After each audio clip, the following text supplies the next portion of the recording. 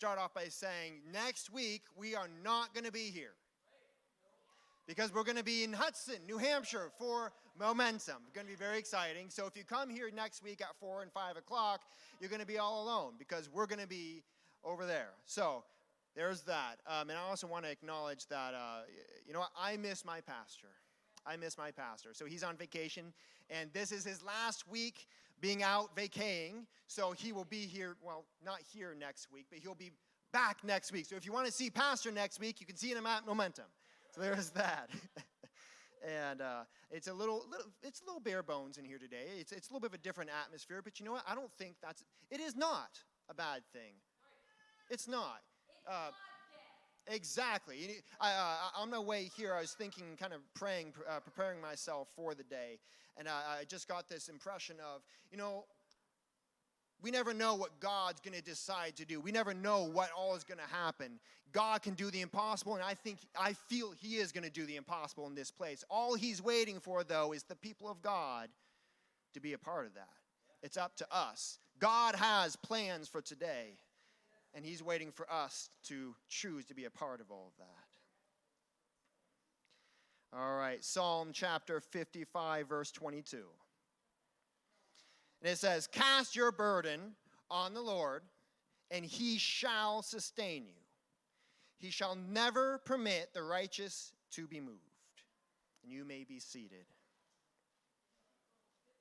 The title for today is Burden Bearer. Burden Bearer. And I've heard that one of our families went camping this week, and they ran into some bear, and they had to cut their camping trip short. And as I was reading that lesson, I thought to myself, well, that's just kind of ironic. Burden bearer. It's spelled the exact same way. Bear.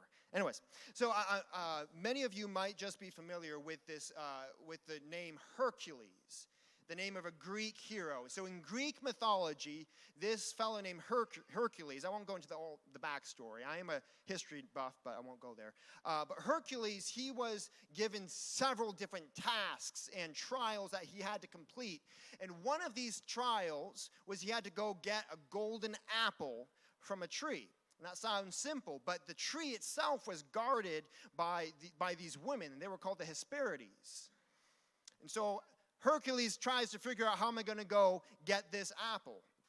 So he goes to a fellow named Atlas, and that name may also be familiar to you too. You might not know the name, but you might have seen a statue or a picture of a statue of Atlas. Atlas is the guy where he's on one knee, and he is holding up the world on his shoulders. And that's Atlas. So Hercules goes to Atlas and he asks, hey, I can't get past your daughters. Can you go get me one of the golden apples? And Atlas agrees. So he has to, however, hand the burden over to Hercules. Hercules agrees to the condition, and so he takes the burden. Atlas leaves. He goes, grabs the apple, and he comes back. But as he gets back to that place of his burden, he sees Hercules struggling underneath that weight. And he's reminded of all the struggle, all the frustration, all the time he spent underneath that weight. And he realizes, you know what? Why am I willingly walking back into that weight? I don't want that. So he puts the apple on the ground and he walks towards Hercules and he says, you know what? I can't. I won't. It's your responsibility now. But Hercules, he's a cunning, crafty guy. And so what he says is, you know what? Okay, I'll take the burden, but my robe, it's a little twisted and it's really uncomfortable right now. And if I'm going to have to take this burden on for a long time, then can you just take the burden back for a moment so I can reposition myself? So Atlas agrees, and you can kind of figure out exactly what's going to go on there. So Hercules gets up and he straightens out his robe, his toga, and then he dashes towards the apple, he grabs it off the ground, and then he gets out of dodge. And then you have Atlas. Atlas, he's there with that weight, that crushing weight. The betrayer was betrayed, and he is all alone now. No help. So have any of you ever experienced a time where you're helping to carry an object, a heavy object, and it's you and someone else, and as you're going along, you notice the person across from you, they're really struggling to carry the object. And you think to yourself, like, how on earth? Come on, it's not that bad, really? And so you keep on going, and you just kind of chuckle to yourself. You're too kind to say anything in person, you know. Or maybe, more like me, as you can tell, you're on the other end, and so you're talking, or you're walking, or struggling with this heavy weight. The person across from you, it seems like a walk in the park for them, but here you are, and you're thinking, my goodness, how is it you can carry this weight with no problem? This is hard. This is heavy. How? Why? Doesn't make any sense. I'm sure that some of our folks who help pack up and tear down every single Sunday can relate to some of that. Sometimes we have some very well-intentioned people, and it's wonderful to have help. Thank you for all who help. But sometimes whenever you're not experienced with how to properly carry the speaker up and down and all that fun jazz, it can get a little funky sometimes because you know how it's supposed to be done, and you're going down the stairs, and the person helping you hasn't really handled that burden before, and it gets a little funky. But I do want to give a very special thanks, though, to all the folks who spend their time and their energy, their effort every single Sunday, working hard, getting here very early, leaving very late. I just want to give it a special acknowledgement to that, and thank you all for your sacrifices. But burdens and sacrifices and weights and betrayal. King David, you can read his story predominantly in 1st and 2nd Samuel. King David, he was no stranger to betrayal, and he was no stranger to heavy, heavy burdens. So before King David ever became king, he was serving a king named Saul, and Saul was a good king for Israel. He was a good king. However, God had blessed David because Saul was being rebellious. So God called David to be king. So David, he's serving his king faithfully. He's loyal. He works hard for his king. He puts up with a lot that most folks, if anyone, would not put up with today. He puts up a lot because he's faithful to his king. But his king gets jealous of David, and he chases him out. He tries to kill him, and so David runs. He's betrayed by his king, his Lord. But later on in David's life, he becomes king himself. And so he has a faithful servant named Uriah the Hittite. Now, Uriah the Hittite had a wife, Bathsheba. And so David, looking out the window, not exactly doing what he's supposed to do, he sees Bathsheba, he likes her, and he sleeps with her. And Uriah, the Hittite, has no idea. So here you have David, who was betrayed. Now he's betraying his own servant, his faithful servant. He tries to cover it up, but Uriah, he won't go. He says, I'm not going to leave your side unless you tell me to go back to the fight. I won't sleep. I won't go back home because I am faithful and I'm loyal. So David has him killed. Now, David does end up repenting from his sins, but there's also the natural consequence of his choices. And that's not the end of the betrayal in his life. Later on down the road, he and his family faced the consequences of that. And so David had many children. His firstborn son was Amnon, and his thirdborn son was Absalom. Now, Amnon liked his half-sister, Tamar. It sounds like a soap opera. Oh, my goodness. It's hard to keep track of all of that. So Amnon likes Tamar, his half-sister, who is Absalom's full sister. And then, so he forces himself on Tamar, and Absalom, the rebel, he murders Amnon for that. And then he flees for 3 years in exile.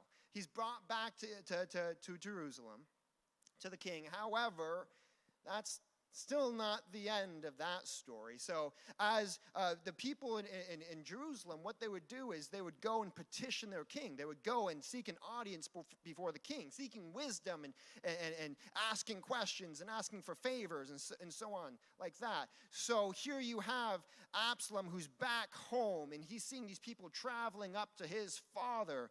And so he pulls them aside and he starts talking with them. And hey, what is your issue? What is going on in your life? What's the burden that you're carrying? How can I help you? And he tells them the things that they want to hear. And he slowly sways their hearts towards him, away from King David. And he betrays his own father.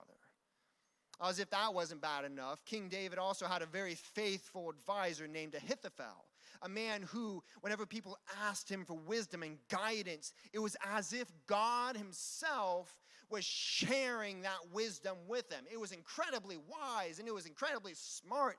He was a wise man because of God. But he betrayed David as well, another servant. We have Absalom and we have the son. We have Ahithophel, the servant.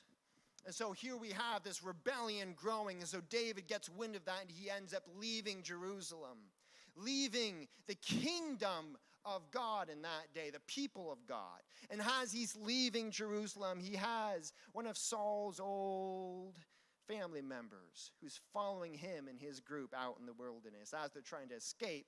And he starts cursing at them, and he starts wailing at them, and he starts cursing David, calling him a dog, a man of blood and of war. This is your justice, David. It's what you deserve.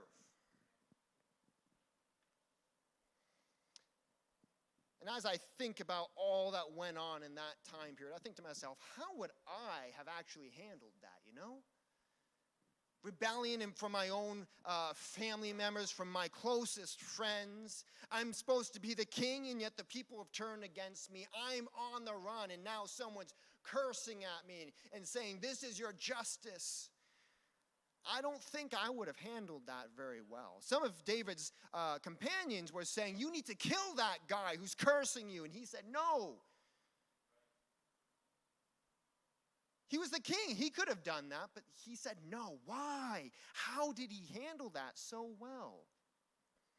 This man of war chose peace. And it's during all this troubling time that David writes a mikvah, Psalm 55. That's where we have our opening scripture, verse 22. So we're going to go back to that. Psalm 55, 22. And so it reads, cast your burden on the Lord, and he shall sustain you. So that first part, what does that mean? So there's three key words in there that I picked out. So first off, we have to cast. What does that mean? So in the original Hebrew word, to cast means to throw out, to throw away, to cast down, to throw out, or to hurl. It's an aggressive word, to cast. And then that word burden, what does that mean? When you boil that one down, it means one's lot in life. One's circumstances, what one is going through. It rains on the just and on the unjust. Life happens to everyone. It's the cards that you were dealt. So casting your burdens. Then there's also that word sustain. What does sustain mean? God will sustain me. That word means to contain, to feed, to abide, to nourish, to hold. This is God. To provide food, victuals, to provide sustenance, to bear, to comprehend. So when you take all those definitions together and kind of explain that a little bit more, the paraphrase verse there is, give your burdens over to God, and he will give you the strength you need to make it through. Because God will never allow his people to be overwhelmed by life. He will never allow his people to slip or to fall. And so how does that work, though? How, like David's saying, God's people are never going to be overwhelmed. Well, you know what? I get overwhelmed. It happens to the best of us. It happens to the worst of us. None of those are thankfully in this place. But life happens to everyone. So how do we have access to that? That doesn't really make a whole lot of sense. But we can look at David's example and how he handled all those situations. What he shows us, what he tells us is that what we need to do on our end to get that is we need to talk with God. We need to trust God. We need to seek his face and tell him everything that's going on. Then we ask him for help. God, help me through this situation. And then once we have done that, sometimes we don't see what's happening behind the scenes. All we see sometimes is with our physical eyes. We don't see a change. But then we need to have faith that God heard us and that he is on the move for us. Now, that doesn't mean it's going to be easy. That doesn't mean it's going to be a walk in the park. Life is life. But what that does mean is it will never be too much for us to bear. And it's a promise. It's a promise. So how did David handle getting kicked out of his home? Getting kicked out of the kingdom of the people of God? Being cursed at and ridiculed, betrayed by friends and family. How did he handle all of that? He trusted in God. He knew who his God was. And it didn't matter what his enemies did. It didn't matter what came up against him. Because David knew that God had his back. And if he was indeed in God's will, God would see him through. God was faithful. But he also recognized that, you know what, maybe I'm not in God's will. And this very situation I'm going through is God's way of getting me back on the right track. That might mean I might not be King David anymore, but that does mean I'll be right before my God. Even if it doesn't go the way I want it to, God will still see me through. That's how David did that. And David's trust and confidence in God made him immovable.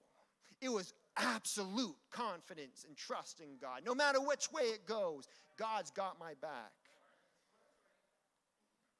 God gave him the strength that he needed to keep moving forward. And eventually the kingdom was returned to David. It just goes to show, even when life happens, even when the unthinkable happens, if we turn our burdens, our life situations, the ups and the downs over to God, he will see us through, and we will not be overtaken. We won't be overcome. So last week we heard from Brother Nate King, and he talked about entering through the narrow gate. Entering through the narrow gate. And without re-preaching that, what he talks about is there are these burdens that we carry on our shoulders sometimes. And we try to walk through the narrow gate, but we find that, you know what, I can't pass through the gate because I have these burdens on me. He also talks about how we stay on, once we pass through the gate, how do we stay on the way, the narrow way? And how we need to trust God and not lean on our own understandings. So we have two different types of burdens here. Last week we were talking about the burden of sin. The consequences of sin, of living in a sinful lifestyle. It's the ungodly things. It's the things that we can't take through the gate. But today we're also talking about the burdens of life.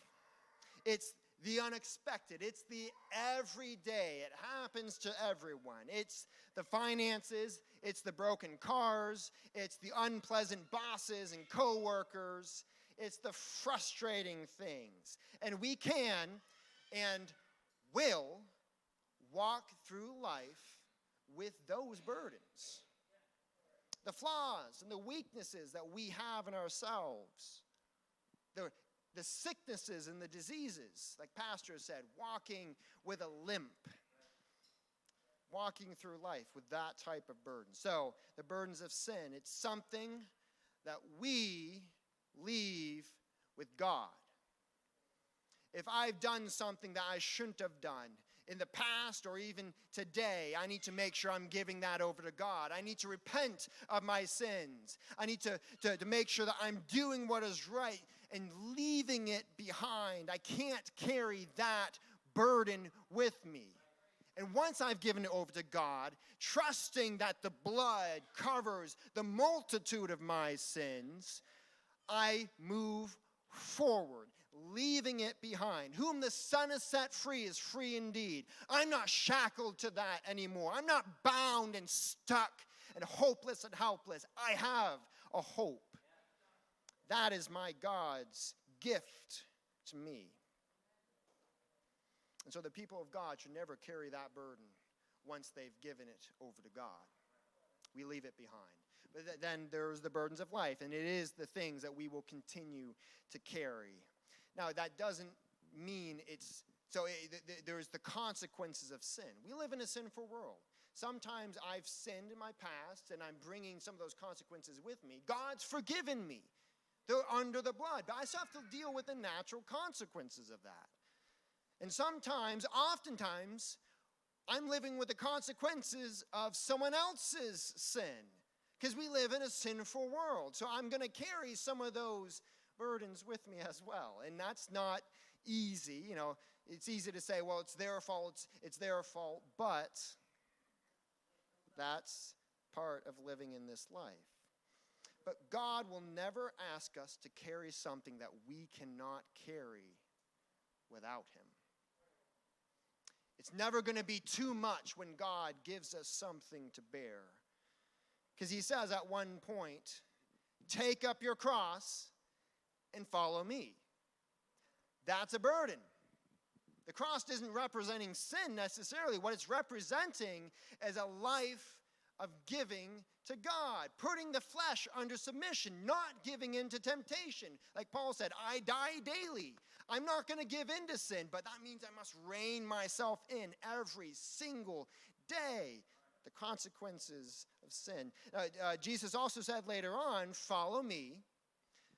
My yoke is easy, and my burden is light. Okay, all right, Jesus. We have a heavy burden here, the heavy burdens of life sometimes. How is that then light? How is the burden light? That doesn't make much sense to me. What makes the heavy burden light? And that's the power of God. Now, that's the very simple answer. The power of God. It's sharing your burdens with God. And so often, I say this of myself as well, so often we approach God and we say, God, this burden I'm dealing with, I don't want to carry this anymore. Can you help me out? Can you take the burden from me? And that sounds like a good prayer to pray.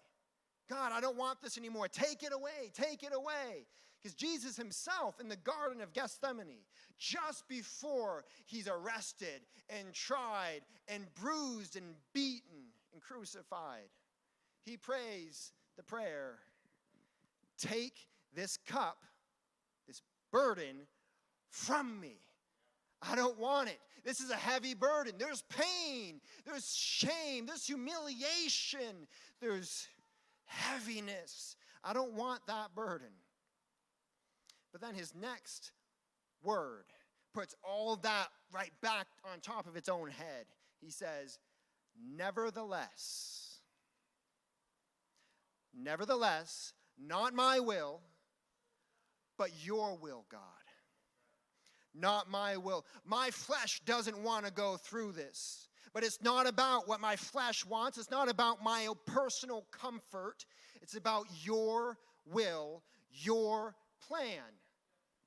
Because there is a purpose. He knew what was about to happen. He knew the end. He just didn't want to go through, but he recognized it's going to be worth it. Going through all of this, carrying this heavy burden, it will be worth it because I care for my people. The whole point of my being here is to seek and to save that which was lost.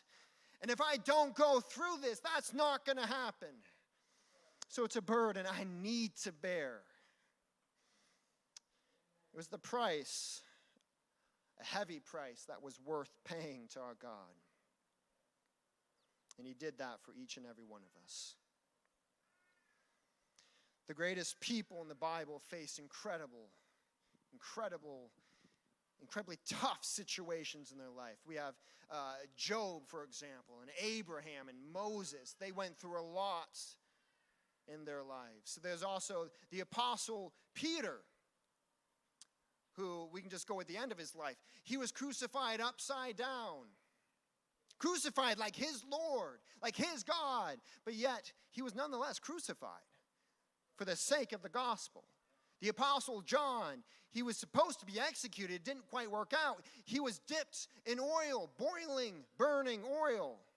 Didn't kill him. He's a tough old guy, I guess. But nonetheless, for the sake of the gospel, that's just one point in there. We have the Apostle Paul, who was executed by, well, historians think, by being thrown in with lions and eaten and torn apart. Paul mentions at one point that there's a thorn in his flesh. He brings up one of his burdens. He says in 2 Corinthians 12:19, after asking God to remove this burden several times, God, take this from me. God's response to him is, God said to me, my grace is sufficient. It's enough for you, Paul. My strength is made perfect in your weakness. So Paul finally gets what God's saying, and he says, therefore, I will most gladly rather boast in my weaknesses, that the power of God may rest upon me. What sets all those people across, Abraham and Moses and Job, the apostles, what sets them all apart from everyone else around them was that they never carried their burdens alone. God was always there with them. So what Paul is sharing in that even when I just can't go on, I've reached my end. When my weakness, I've met my limit. I can't do it anymore. He says that's when God stepped in. That's when God did something. That's when the strength of God met my weaknesses. And so whenever people looked at me and said, Paul, how can you make it through those situations? Paul, you're in jail right now. How is it you're encouraging me who's free? That doesn't make sense, Paul. Paul can look right at them and say, you know what? It's not me, but it's Christ in me. The strength of God that helps us to carry the load. The Apostle Peter says in 1 Peter 5, therefore humble yourselves under the mighty hand of God, under the strength of God, that he may exalt you in due time, casting all your care upon him, for he cares for you. It is not shameful to say that you can't make it on your own. These incredibly anointed people in the Bible, they were anointed by God, but they couldn't do it on their own. How can we expect that we don't need God's help? That we can do it without him? Because God already knows what we're going to go through. God already knows what's in our future. What he expects from me is to humble myself and to talk with him, to connect with him, because God cares for his people. and he wants only the best for us. And so when you're feeling overwhelmed and life is giving you a hard time, turn your burdens, throw your burdens upon God, and he will take care of you. Life hit King David pretty hard. There was a lot going on all at once, right after another. Betrayed by his friends and his family, chased out of his home, cursed at, ridiculed. But he turned to God for his strength. And he didn't just say, God, help me. And he didn't just say, God, I trust you. But he worshiped and he praised God. He wrote a song to God. And he humbled himself. And it was God who stepped in as a result and restored him. But sometimes we do try to carry our heavy burdens all by ourselves. We can end up like Atlas. We're trying to get out of it, and it's such a heavy weight, and we don't want to carry it anymore. But unlike Atlas, we're not alone.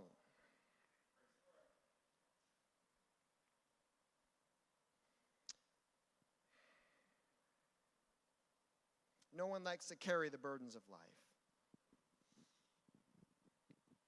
God can help us through that. All he's asking for us to do is to humble ourselves, to seek his face, and he'll make something happen. But we can't just ask him, God, take it away and move on without having connected with him. He's asking for something a little bit deeper from his people. He wants something a little bit more from us. We're just going to end in some prayer right now. God, I thank you for your word that was spoken in this place. I thank you for the living word that examines my heart, my mind, my intentions, and my motives, God. You're the God who makes the impossible possible. I rest in you and I hope in you. You're the one who gives me strength when I can't keep moving forward. You come alongside me as I'm carrying my burden. God, you carry me. You're my burden bearer as I bear the burden too. It's not just up to you. You ask me to keep on holding, to keep on pushing, to keep on pressing. And if I trust in you, you will see me through. Sometimes, God, you give me things that I can't carry on my own, not because you don't care, not because you don't love, but because you want me to trust in you. God, help me to trust in you today. I pray all this in the name of Jesus.